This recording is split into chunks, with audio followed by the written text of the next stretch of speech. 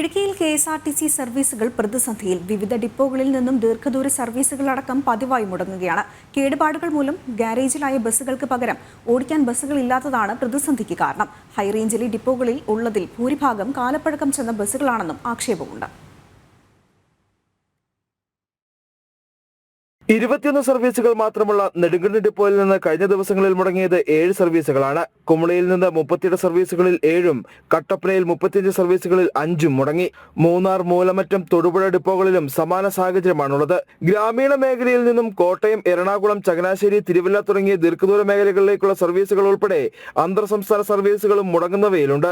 പുലർച്ചെയുള്ള സർവീസുകൾ മുൻകൂട്ടി അറിയിപ്പില്ലാതെ മുടങ്ങുന്നത് യാത്രക്കാർക്ക് വലിയ പ്രതിസന്ധിയാണ് സൃഷ്ടിക്കുന്നത്. മികച്ച കളക്ഷനുള്ള സർവീസുകളും ടേക്ക് ഓവർ സർവീസുകളും മുടങ്ങുന്നുണ്ട്. നിലവിൽ മിക്ക ഡിപ്പോകളിലും സർവീസിന്റെ എണ്ണത്തിന് ആനുപാതികമായി മാത്രമാണ് ബസ്സുകളുള്ളത്. ഒരു ബസ്സിന് കേടുപാടുകൾ സംഭവിച്ചാൽ സർവീസ് മുടങ്ങും. മിക്കവയും കാലപ്പഴക്കം ചെന്ന ബസ്സുകളായതിനാൽ പണി മുടക്കുന്നതും പതിവാണ്. സ്പെയർ പാർട്സുകളുടെ അഭാവവും വലിയ പ്രതിസന്ധി സൃഷ്ടിക്കുന്നു. നെടുങ്കണ്ടം ഓപ്പറേറ്റിംഗ് സെന്ററിൽ 21 ഷെഡ്യൂളുകളാണ് ഉള്ളത് സർവീസ്.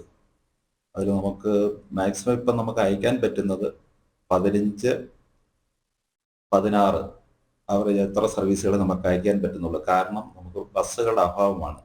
സർവീസ് പോകുന്ന ബസ്സുകൾ മിക്കവാറും പണി വരുന്നത് കൊണ്ടാണ് ഈ കൂടുതൽ ഇങ്ങനെ സംഭവിക്കുന്നത്. മിക്കതും മറ്റ് ഡിപ്പോകളിൽ പണിക്ക് കയറ്റുകയും അതുമൂലം കൃത്യസമയത്ത് നമുക്ക് പണി ചെയ്ത് ആ വണ്ടികൾ കിട്ടാതെ വരുന്നു. അങ്ങനെ വന്നു കഴിയുമ്പോൾ നമുക്കിവിടെ സർവീസുകൾ കൃത്യമായിട്ട് അയക്കാൻ പറ്റുന്നില്ല. തിരുവനന്തപുരത്ത് നമ്മളിത് അറിയിച്ചിട്ടുണ്ട്. ബസ്സുകൾ അഡീഷണലായിട്ട് നമ്മൾ ആവശ്യപ്പെട്ടിട്ടുണ്ട്. അതുകൂടാതെ തന്നെ പുതിയ റൂട്ടുകൾ തുടങ്ങാനുള്ള നിർദ്ദേശങ്ങൾ നമ്മൾ സമർപ്പിച്ചിട്ടുണ്ട്. നെടുങ്കണ്ടം സ്റ്റേഡിയം കോംപ്ലക്സിൽ പ്രവർത്തിക്കുന്ന ഓപ്പറേറ്റിംഗ് സെന്റർ KSRTCക്കായി വിട്ടുകൊടുത്ത സ്ഥലത്തേക്ക് മാറ്റാനും നടപടിയായിട്ടില്ല. പഞ്ചായത്ത് വിട്ടു നൽകിയ ഭൂമിയിൽ 30 ലക്ഷം രൂപ MLA ഫണ്ട് ഉപയോഗിച്ച് ഓഫീസ് ആവശ്യത്തിനായി കെട്ടിടവും ഗ്യാരേജ് പ്രവർത്തിക്കുന്നതിനുള്ള സൗകര്യങ്ങളും ഒരുക്കിയിട്ടുണ്ട്. തുടർ പ്രവർത്തനങ്ങൾക്കായി 50 ലക്ഷം രൂപയും അനുവദിച്ചിട്ടുണ്ടെങ്കിലും നിർമ്മാണ പ്രവർത്തനങ്ങൾ ആരംഭിച്ചിട്ടില്ല. KSRTC ബസ് സ്റ്റാൻഡ് കാട് പിടിച്ച് വനമായി അവിടെ മറ്റ് ഇടജന്തുക്കളെല്ലാം കയറി കിടക്കുന്ന സാമൂഹ്യ വിരുദ്ധരമൊക്കെ കഴിഞ്ഞാടുന്ന ഒരു പ്രദേശമായി മാറിയിരിക്കുന്നു.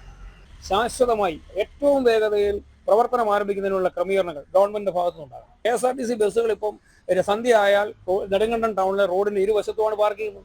അപ്പൊ അത് മാറ്റാനുള്ള ക്രമീകരണം ചെയ്യുന്നു. നെടുങ്കണ്ടം ഡിപ്പോയിലെ ബസ്സുകൾ രാത്രികാലങ്ങളിൽ റോഡരികിലാണ് പാർക്ക് ചെയ്യുന്നത്.